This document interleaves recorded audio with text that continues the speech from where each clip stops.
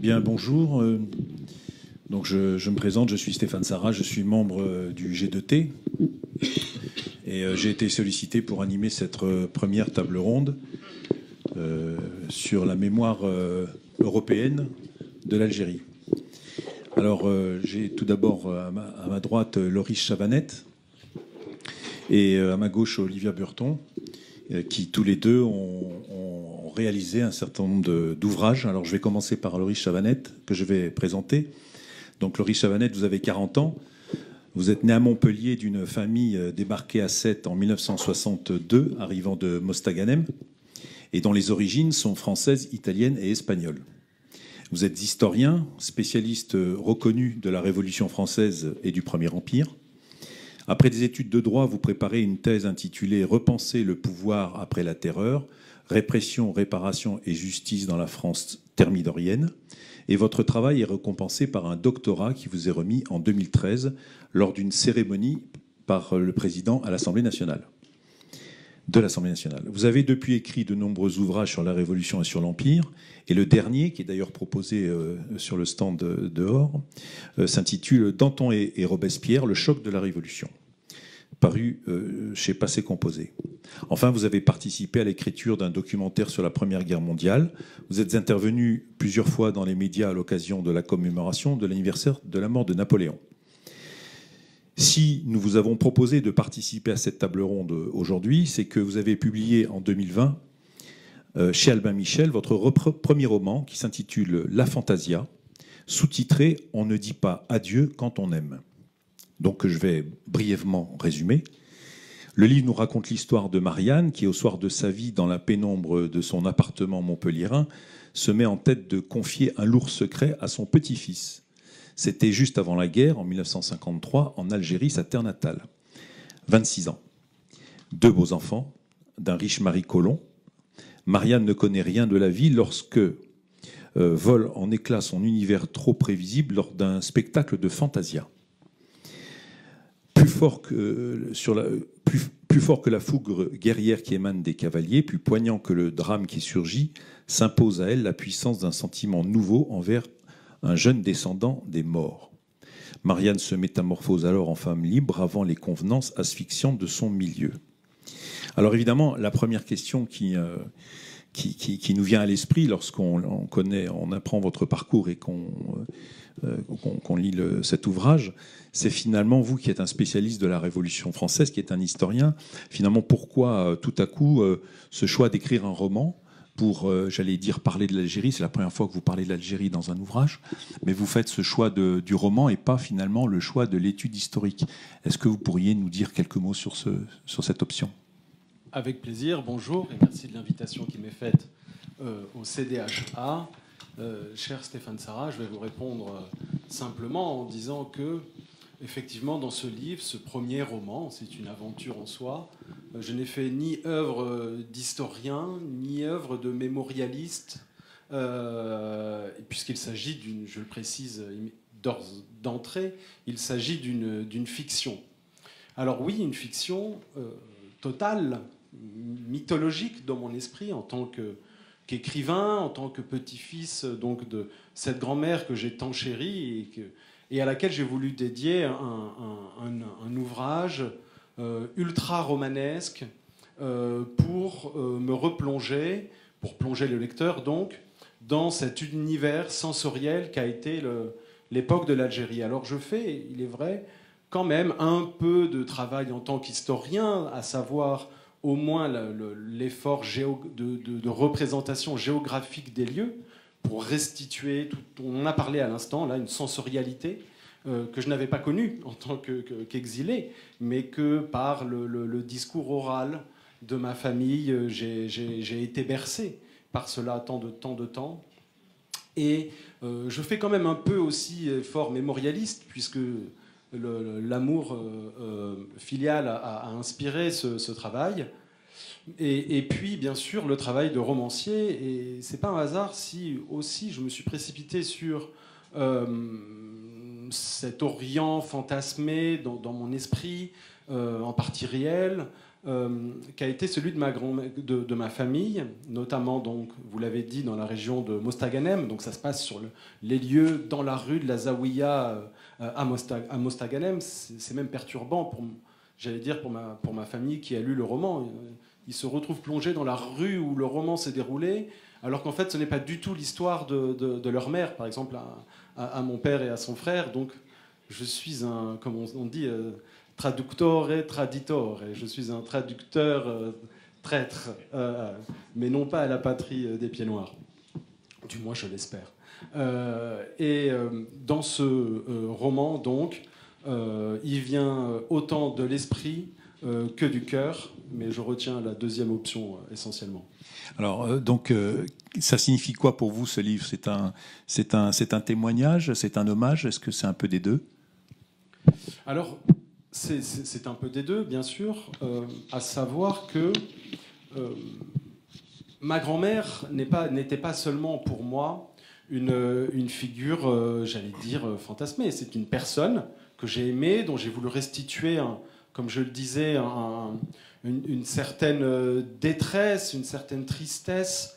Je lui ai toujours tant trouvé de la beauté du malheur. Et je trouve que le malheur a depuis toujours, pour les romantiques, depuis Chateaubriand, il y a, surtout en Orient, si on pense aux aventures du dernier Abencerrage, un livre formidable de Chateaubriand, le malheur a une beauté qui lui est propre. Et le malheur, le culte des ruines, de mondes effondrés, disparus, comme l'a été l'Algérie française, un paradis perdu, dont on est chassé malgré soi, c'est un paradis que l'on ne peut oublier. Donc j'ai voulu restituer cela à l'égard, effectivement, de ma famille, à laquelle je voulais rendre hommage, mais aussi, non pas seulement à l'individu, au microcosme de la famille, mais aussi à ce peuple, à cette culture pied-noir qui est réelle, que j'ai ressentie, notamment dans mon éducation. Parce que, pour le dire franchement, je suis donc né en 1981 à Montpellier. Ma famille avait débarqué à Sète. Et je passais mes vacances d'été, de toutes les vacances scolaires chez mes grands-parents. Et j'ai reçu une éducation, si l'on peut dire, hautement pied-noir. C'est-à-dire, c'est le travail first. Allez, l'accent n'est pas passé là. Mais elle m'enseignait à... C'est possible. Et donc, je me souviens de la rigueur extrême. Il faut dire qu'elle était, par ailleurs, cette grande dame, professeure à l'école, sa sœur aussi, d'origine espagnole. La valeur du travail, les Pieds Noirs l'avaient en arrivant sur place. Notamment aussi parce que c'était souvent des gens humbles qui étaient partis de cet archipel, de ces îles dont a parlé l'historien Jordi, bravo.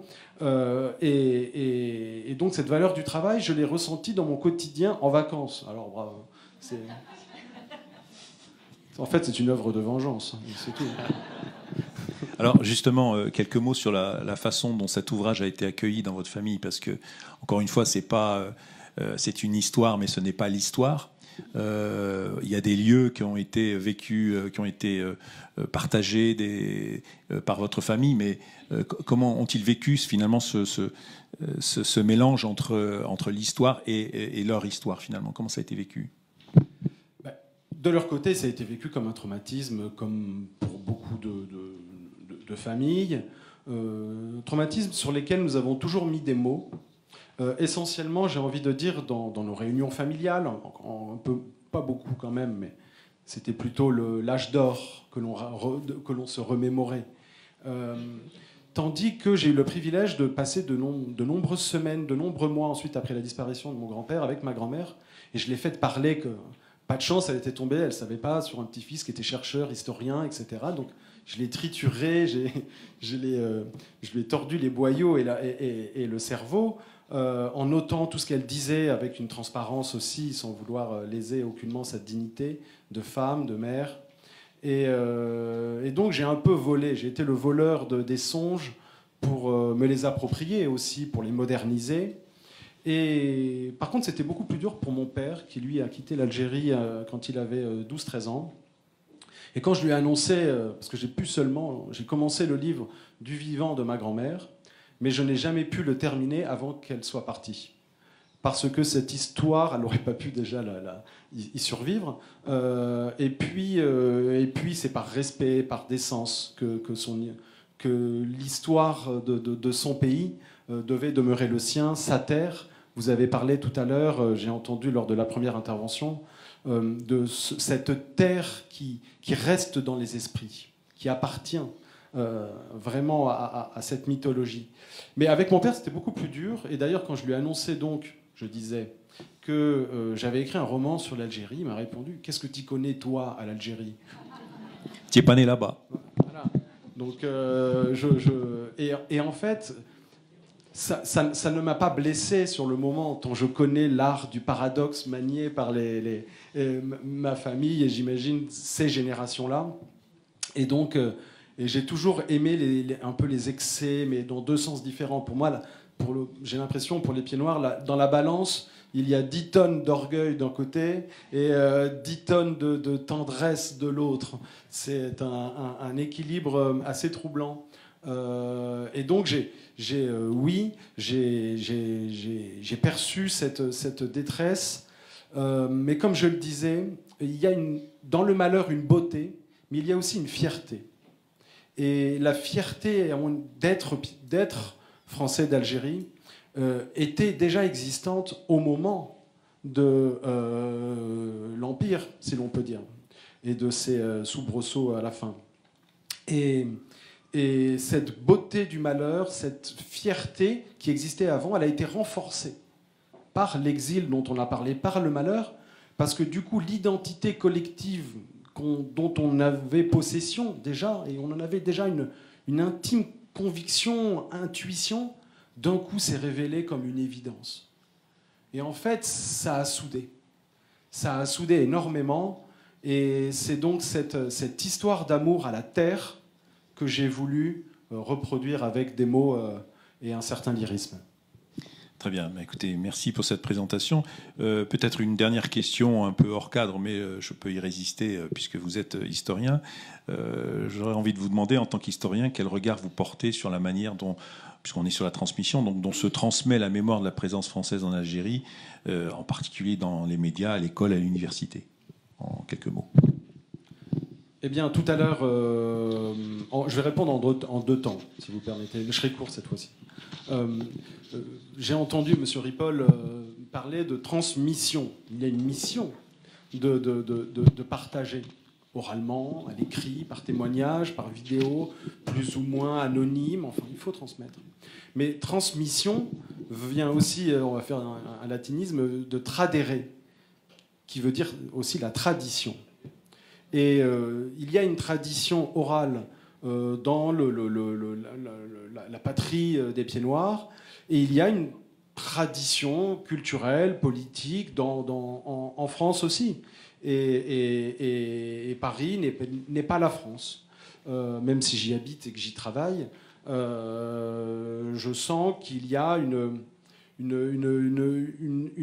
fracture, une scission à vouloir constituer des semblables, justement. Est-ce que parfois on ne constitue pas des dissemblances, des dissemblables? Je crois que l'important est de trouver l'équilibre entre la fierté d'appartenir à des origines précises et ne jamais oublier non plus ce qui constitue aussi le peuple pied noir, c'est l'amour du drapeau. Et je me souviendrai toujours de ma famille debout, en entendant la Marseillaise, même en arrivant en France. Ce patriotisme, il est chevillé au corps, c'est dans le sang. Ok, merci beaucoup. Merci beaucoup.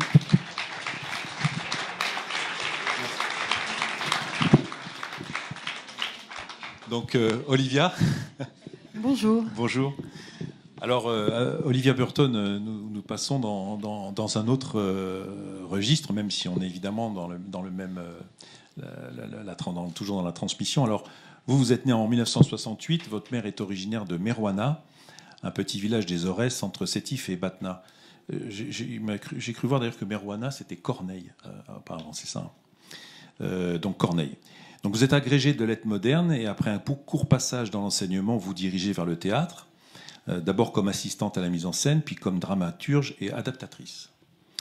Vous avez travaillé comme conseillère artistique à la Comédie de Béthune, vous collaborez avec différentes compagnies et vous intervenez auprès du théâtre de Paris-Villette et de l'ANRAT, qui est donc l'Association nationale de recherche et d'action théâtrale, donc comme dramaturge. En janvier 2017, vous adaptez et vous mettez en scène La romancière et l'archéologue d'Agatha Christie au Louvre-Lens. Alors, une petite question tout d'abord. Le théâtre, c'est votre métier, c'est aussi une passion, je pense. C'est d'abord une passion, oui. D'accord. Donc, en parallèle à ces... Enfin, si la question est de savoir si je gagne ma vie avec ça, c'est aussi un métier. C'est aussi un métier. Bah, c'est tant mieux si on peut faire de sa passion un métier. Et en parallèle donc de vos activités théâtrales, vous menez une activité d'auteur pour 2 documentaires et pour la bande dessinée. Et c'est pour l'une de ces bandes dessinées que nous vous avons invité aujourd'hui. Cette bande dessinée s'appelle « L'Algérie, c'est beau comme l'Amérique », parue aux éditions Steinkiss en 2015. Alors j'ai lu cet ouvrage et ça a été un choc. Je veux dire que j'ai je me suis retrouvé énormément là-dedans, donc j'invite tous ceux qui ne l'ont pas lu à le faire, parce que je crois qu'ils retrouveront beaucoup de choses. Alors, l'Algérie, c'est beau comme l'Amérique, ça part d'un récit que vous laisse votre grand-mère, écrit sur une 50aine de feuillets que vous découvrez après sa mort, et qui vous incite à partir en Algérie sur les traces de votre famille. Donc, ce livre raconte un road trip accompagné de Jafar, un ami algérien de votre mère. Alors, en fait, la première question, c'est de savoir qu'est-ce que vous êtes parti chercher en Algérie, finalement. Alors, qu'est-ce que je suis partie chercher en Algérie ? Des traces. Je crois que c'est vrai, quand j'ai reçu l'invitation à participer, ce mot a résonné très fort. Des traces, parce qu'alors, pour moi, contrairement... Mais voilà, je pense qu'il y a 50 nuances de pied noir d'études. Moi, l'Algérie... Et j'en suis désolée, mais c'est comme ça que c'est parti. En tout cas, l'Algérie, moi, ça m'a pas du tout intéressée jusqu'à l'âge de 40 ans. La crise de la quarantaine. Non seulement ça m'a pas intéressée, mais pour tout vous dire, je trouvais ça assez pénible, hein, pour des raisons évidentes, c'est-à-dire que les déjeuners de famille, les récits de famille que j'entendais étaient chargés de douleur, et que quand on est enfant, qu'on n'a pas les outils historiques pour comprendre cette douleur, on reçoit tout ça sans l'avoir demandé, et franchement, mes grands-parents habitaient à Bandol, je suis née à Aix-en-Provence. Je ne comprenais pas pourquoi systématiquement, alors que moi je trouvais que c'était le paradis sur terre, Bandol. Mes grands-parents trouvaient que les fruits n'avaient pas de goût, la mer n'était pas assez bleue, etc., etc. Donc, maintenant je sais que c'est vrai.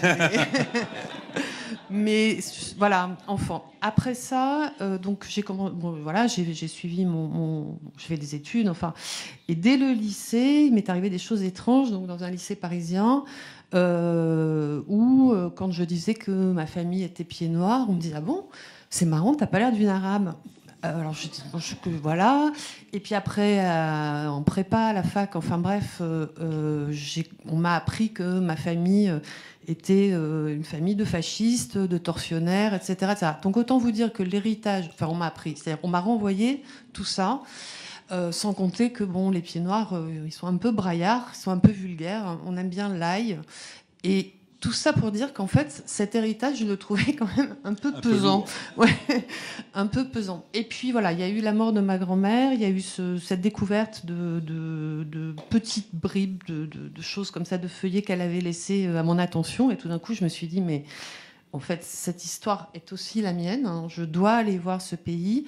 Et donc, pour enfin répondre à votre question, j'ai voulu aller... Moi, dans l'Algérie, si vous voulez, pour moi, c'était une sorte de pays, sur la carte, un peu effrayant, enfin un peu beaucoup même. En plus, il venait de traverser les 10 années de guerre civile. Donc, toutes les images ou les bribes d'images qu'on recevait de là-bas, ajoutées à celles des récits de ma famille, c'était assez terrifiant, en fait. Et donc, dans ma tête, j'avais des noms de lieux. J'entendais parler des Aurès, j'entends parler d'Alger, mais je voyais c'était soit des cases vides, hein, soit des images effrayantes. Et je me suis dit, il faut que j'aille voir à quoi ça ressemble, même si c'est 50 ans plus tard. Je ne verrai pas l'Algérie qu'ont connu mes grands-parents ni ma mère, mais j'ai besoin d'aller voir à quoi ça ressemble. Donc en fait, j'ai fait un voyage immobilier. J'ai voulu voir les maisons et les appartements où avait vécu ma famille, puisque donc moi je suis fille de colons de chez Colomb. C'était propriétaires agricoles dans les Aurès qui ont fui en 1955 leurs fermes, qui ont été brûlées, qui se sont réfugiées à Alger. Voilà. Donc je suis partie d'Alger, je suis allée dans les Aurès et ensuite je suis revenue à Alger pour voir l'appartement de mes grands-parents. C'est toute une histoire, effectivement. Et cette histoire, vous la racontez sous la forme d'un roman graphique. Alors, j'ai découvert le terme que je ne connaissais pas. Donc, tout le monde connaît la bande dessinée, tout le monde connaît le roman graphique un peu moins. C'est une réussite, mais comment s'est fait ce choix, finalement, plutôt que le roman ou la bande dessinée, finalement? Donc, Ouais, c'est venu un peu comme ça. Il se trouve que c'était je suis pas partie quand je suis partie faire le voyage, j'avais pas de projet d'écriture défini. Je me disais bon, s'il se passe quelque chose, si c'est intéressant, peut-être qu'il faudra faire quelque chose. Mais cette question d'Algérie quand même me préoccupait depuis longtemps. Et à un moment, au moment où vous savez, au début des années 2000, il y a eu beaucoup de voyages de pieds noirs qui ont été organisés. Je me suis dit tiens, je pourrais accompagner ma famille et puis peut-être je pourrais faire quelque chose sur leur retour en Algérie. Bon. Et puis bon, finalement, ça s'est pas fait et je ne le regrette pas parce que par rapport aux questions de la trace, je trouve ça intéressant d'assumer son statut d'enfant d'eux. Donc moi, j'avoue évidemment volontiers. Enfin, il y a pas de, je n'ai pas vécu la guerre, donc je n'ai pas vécu dans ce pays. Donc il y a plein de choses, hein, évidemment, que je n'ai pas vécu, que je ne peux pas comprendre de ce point de vue-là. Mais en fait, ce que j'ai compris en faisant le voyage et en écrivant le bouquin, c'est qu'en revanche, j'ai été totalement traversée par cette histoire-là, donc à un second degré, et que donc je n'ai d'autre légitimité que celle d'être une héritière de cette guerre que je n'ai pas vécue, mais qui m'a quand même largement constituée, je pense. J'ai pas répondu à votre question. Si, bien sûr. Non, oui, voilà, le roman graphique, c'est que, en fait, c'était une période où je commençais à découvrir. Donc, ce qu'on appelle roman graphique, c'est des grosses BD, en fait, hein, où il y a beaucoup de textes et qui peuvent aborder des sujets sérieux. Donc, j'en lisais beaucoup. Je trouvais que c'était très intéressant, enfin, qu'il y avait une créativité incroyable. Et quand je suis revenue du voyage, tout d'un coup, je me suis dit, ah, mais j'ai envie de faire ça. Parce que l'idée que ça puisse être un support un peu accessible au plus grand nombre, que ça puisse attirer vers cette histoire des gens qui ne seraient pas forcément allés vers des livres d'histoire, ça me plaisait bien. Et par ailleurs, dans le bouquin, il est beaucoup de questions de la confrontation entre des fantasmes et la réalité. Donc c'est vrai que le dessin permet assez bien de naviguer entre le fantasme et la réalité. Oui, effectivement, on vous voit en tant qu'enfant imaginer ou mettre en image ce que vous raconte votre grand-mère. Et donc c'est vrai que là, le dessin est essentiel parce que ça illustre très bien ce que vous pouviez imaginer vous-même. Alors, comment ce livre a été accueilli dans votre famille ? Alors, le projet du livre a été accueilli avec inquiétude. Le projet du livre, hein. Le voyage lui-même dans lequel j'ai pourtant essayé d'entraîner ma famille, bon, mais ils ont pas voulu venir. Voilà, ils étaient inquiets. Bon. Et j'ai envoyé, en fait, avant que le livre ne soit publié, j'ai fait parvenir à ma mère, en fait, parce que c'était l'essentiel protagoniste, un état du manuscrit, qu'elle a lu très très vite, m'a-t-elle avoué après, sans vraiment bien faire attention. Elle était obsédée par une chose, c'est que je dise pas trop de mal de la famille. Et donc elle a été rassurée. Et puis après, quand elle l'a relu, une fois que ça a été publié, elle s'est dit ah non mais j'avais pas vu, mais là tu dis ça, non mais bon voilà. Et en fait non, ce qui a été plutôt positif, c'est tout ce trajet en fait de ce bouquin, c'est que alors que je dis des choses avec lesquelles je pense des membres de ma famille ne sont pas d'accord, puisque je le répète, en tant qu'enfant d'eux, je n'ai pas les mêmes points de vue sur un certain nombre de choses. Et voilà. Mais quand ils ont vu le bouquin à la Fnac, en fait, ils ont été d'une fierté, mais incroyable. Et pas évidemment parce que c'était le petit rejeton de la famille qui avait pondu un livre. Mais je pense que c'est plus que ça. C'est-à-dire que on en parle dans le bouquin. Moi, j'ai quand même, et peut-être, je veux pas manger tout le temps, mais par rapport à la question de la trace, je me suis beaucoup interrogée. Alors, j'adore la Méditerranée, j'adore le couscous, tout ça, bon, soit. Mais j'ai fait beaucoup d'interviews, en fait, avant de faire le bouquin, d'enfants de pieds noirs, et je me suis aperçue qu'il y avait des enfants de pieds noirs qui préféraient la Bretagne. Je comprenais pas. Donc, moi, je serais très prudente sur ce qui s'est transmis. Je pense qu'après, il y a plein de facteurs qui interviennent. La seule chose, moi, que je peux revendiquer en étant sûre de moi, c'est-à-dire, c'est complètement subjectif, mais ça, je suis sûre, c'est que je suis très sensible au mépris social. Hein. C'est-à-dire que j'ai tellement entendu ma mère et mes grands-parents me parler de la façon dont ils ont été accueillis, dont on les a traités de ceci, de cela, etc., que j'ai une sorte d'allergie aujourd'hui, mais ça va bien au-delà des pieds noirs, évidemment, à une forme de snobisme. Parce que si j'ai l'impression, j'y étais pas, mais j'ai l'impression que c'est une communauté qui avait sans doute aussi ses défauts, mais qui n'était pas très snob. Voilà. Et ça, voilà. Et donc, toutes les manifestations de mépris social, de tout ça, j'ai vachement de mal avec ça. Donc, ça, j'ai hérité. Je trouve que c'est chouette comme héritage. Enfin, voilà. Après, le reste, je sais pas. Oui, si, il y a un tropisme méditerranéen. Et puis, il y a quand même ce rapport à l'hospitalité, voilà, il y a tout ça. Il y a des choses qui passent, mais. Pardon, Monsieur Jordi, mais par rapport à ce que vous avez dit ce matin, moi, je ne suis pas du tout sûre qu'il y ait un peuple en marche, pieds noirs, pour l'avenir, mais c'est pas grave. En revanche, je pense que c'est un héritage possible. Encore une fois, hein, ça n'est que mon point de vue. C'est un héritage possible avec d'autres. Et moi, je suis tenante d'une vision de l'identité qui est plus proche de Montaigne que d'autres. C'est-à-dire que c'est mouvant, c'est ouvert, c'est riche. Et c'est pas la même chose à midi, le matin ou le soir, et c'est pas la même chose au cours de la vie.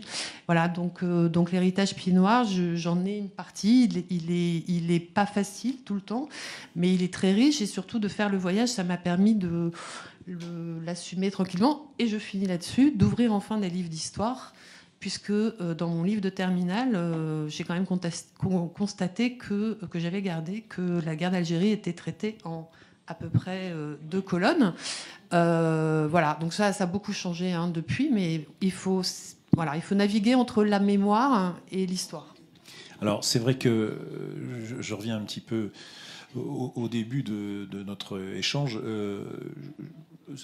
À ma connaissance, alors je n'ai pas une très grande culture littéraire non plus, mais je crois que c'est le seul ou peut-être un des rares ouvrages qui parle du ressenti d'un enfant de pieds noirs sur ce qu'il a vécu en tant qu'enfant de pieds noirs. Parce que je crois que beaucoup d'ouvrages sont racontés, les enfants racontent ce que leur famille a vécu ou ce qu'ils ont pu vivre eux-mêmes en tant qu'ils ont été déracinés très jeunes, etc. Maintenant, le ressenti d'une personne née en 1968 par rapport à ce qu'il a reçu comme héritage, comme transmission, c'est un exercice auquel vous êtes prêté. Enfin, personnellement, moi, j'ai trouvé ça très bien, c'est très bien fait. Oui, mais il y en a d'autres dans 5 minutes. D'ailleurs, il y a Fred Nehardt qui va... Je parle pour les Européens. Oui, mais... oui. Mais je pense qu'il y a une... Non, il y a Joël Alessandra aussi. Il y a une... Non, enfin, en tout cas... Et puis il y a des romans, il y en a plein. Je pense qu'on est la deuxième génération là est en train d'accoucher de plein de choses intéressantes. Ouais. Vous avez participé au Salon du Livre en Algérie après la sortie de votre ouvrage, en juillet 2015. Est-ce que vous pouvez nous en dire 2 mots ? Oui, alors 2 mots. Le premier mot, c'est que j'étais très, très fière d'être invitée. Je me suis raconté des grandes fariboles. Je me suis dit, c'est génial, c'est une sorte de grande boucle, c'est formidable et tout. Bon, d'ailleurs, c'était formidable. Après, un festival de littérature en Algérie, c'est beaucoup de moyens développés pour de l'affichage, en fait, culturel. Mais ils avaient juste oublié un détail, c'était le public. Donc, il n'y avait pas de public. Voilà, donc on n'a pas pu vraiment rencontrer des gens, on a un peu rencontré des gens.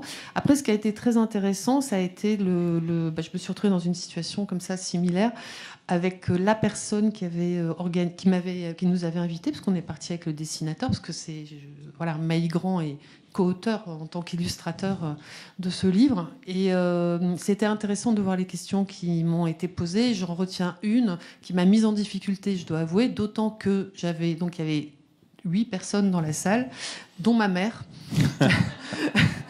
et donc qui avait fait le voyage à l'occasion, donc qui remettait les pieds en Algérie, donc c'était quand même pas un petit voyage. Et voilà, et ce monsieur m'a demandé, les yeux dans les yeux, si j'avais conscience d'appartenir à un mouvement plus large en France où on voyait se développer une littérature de la honte. Et je trouvais que le scud était un peu, un peu difficile. J'étais pas prête trop à y répondre, donc je crois que j'ai bafouillé un truc. Bon, après j'ai appris que ce monsieur ne pouvait pas, vu là où il était, etc., avoir un discours totalement bienveillant à mon égard, que par ailleurs, de par sa génération et de par le pays où il habite, la bande dessinée et a fortiori, le roman graphique, il savait pas ce que c'était, et puis surtout il m'a dit je comprends pas sur un sujet aussi sérieux comment on peut faire une bande dessinée. Bon voilà, donc il y avait des petits décalages. Des petites inconventions. Ouais. Mais sinon les quelques personnes et des jeunes gens qu'on a rencontrés, c'était super. C'était et c'est aussi ce qui s'est passé pendant ce voyage. Peut-être que je finirai là-dessus, c'est que j'entendais, c'est vrai que hyper modestement, moi en faisant ce livre, il y avait l'envie de me dépatouiller un peu de mon histoire familiale, mais de mettre un petit caillou avec d'autres petits cailloux pour qu'il y ait quelque chose qui se passe entre les deux rives, qui soit tourné vers l'avenir et pas que tourné vers le passé, parce qu'il y a plein de générations qui arrivent et que c'est ça qui est aussi intéressant, quoi. Tout à fait. Voilà. Alors, une question à vous deux. Vous avez chacun réalisé votre premier ouvrage sur l'Algérie. Y en aura-t-il un autre? Et sous quelle forme? Je réponds en premier volontiers. C'était pour gagner du temps de réflexion. Non, je n'y ai pas pensé. Je ne sais pas s'il y aura si je me lancerai dans des travaux historiques approfondis sur l'Algérie ou sur ou un deuxième roman. Je crois que j'encouragerais plutôt certains des miens à passer un peu de leur témoignage, comme c'est encouragé ici à le faire. Et je crois que ce sera déjà aussi une petite pierre à la route à construire. Olivia? Sur l'Algérie, tout de suite, non, je crois pas. Voilà. Après, j'ai suivi avec beaucoup d'attention ce qui s'est passé en Algérie depuis 2 ans. C'est ça, février, le Hirak et tout ça. Bon, mais après, c'est une question de légitimité. Qu'est-ce que j'irais raconter? Donc, il faut trouver éventuellement le moyen. Ce qui est sûr, c'est que j'y suis retournée. Moi, qui ai eu peur pendant 40 ans, là, j'en suis à mon 5e voyage. Donc, c'est un bénéfice quand même de l'aventure. Mais sur le bouquin précisément, non. Pour l'instant, j'ai pas de projet là-dessus. Okay, très bien. On les remercie. Et on va peut-être passer aux questions, s'il y en a.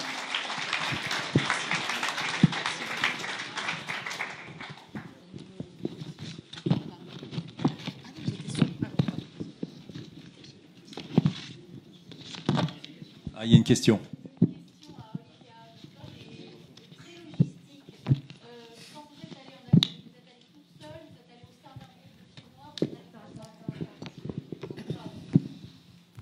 Je répète la question. Une question pour Olivia, très, très logistique. Quand vous êtes allée en Algérie, vous y êtes allée toute seule? Vous y êtes allée avec un groupe de pieds noirs? Vous y êtes allée comment? Alors, j'y suis allée toute seule, puisque donc personne de ma famille n'a voulu m'accompagner. Et ensuite, en revanche, j'ai retrouvé sur place un ami d'amis qui est un Algérien, qui est devenu le deuxième personnage central dans le bouquin, qui vit entre la France et l'Algérie et qui m'a notamment accompagnée dans les Aurès. Voilà.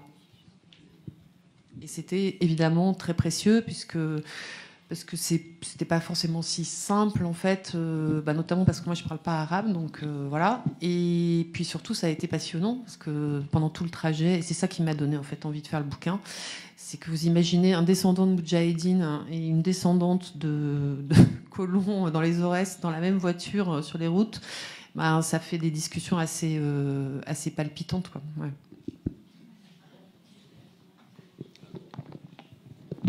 Anne-Marie, à droite. Merci. Alors, moi, Olivia ou Loris, c'est ça? Ce que j'ai aimé, au-delà de vous écouter, c'est de vous regarder. Un sourire rivé, je veux dire, sur l'avenir et pas sur le passé, bien que chacun de vous, dans vos familles, vous avez eu une histoire, je veux dire, ancrée de beaucoup de douleurs. Vous en avez fait toute autre chose, vous l'avez transformée. Et c'est ce qui m'a séduit. En tout cas, vous, Olivia, je me suis reconnue aussi en vous, puisque moi, en 1986, j'ai lu dans un journal algérien, l'actualité algérienne, qui disait « L'Algérie tend une main fraternelle aux enfants de Harki ». Je me suis saisie de mon stylo et j'ai écrit, et on a eu 250 billets d'avion payés par l'Algérie à des enfants de Harki. J'allais pour la première fois, la peur au ventre, parce que moi aussi, j'avais l'histoire de ma famille. Et nous avons atterri. Alors, on avait vu un film avec Jean-Paul Belmondo qui embrassait le sol en atterrissant dans un pays. On avait dit, quand on arrive à Alger, on embrasse le sol. Alors, on était 250 minots en train d'embrasser le sol. Nous avons été reçus royalement. On a atterri à Tipaza, ce qui m'a fait plaisir, puisque ma famille était de la montagne Chenois. Nous avons passé 3 semaines. Et sincèrement, c'était... je veux dire, pour moi, ça a été une guérison, puisque j'avais, je veux dire, la partie la plus charnue de mon corps sur 2 chaises. Et donc, ça a permis de me situer et de revenir avec ma vraie histoire. Pas celle de mes parents et celle de ma famille, puisque je portais leur histoire, leur douleur. Et là, j'ai compris que oui, l'Algérie était mes racines. Je suis un produit made in là-bas. Mais mon pays, c'est la France, avec ma particularité de berbère, de juifs berbères, de chrétiennes berbères, ce que vous voulez. Mais en tout cas, vous êtes vraiment 2 belles personnes et ça fait du bien.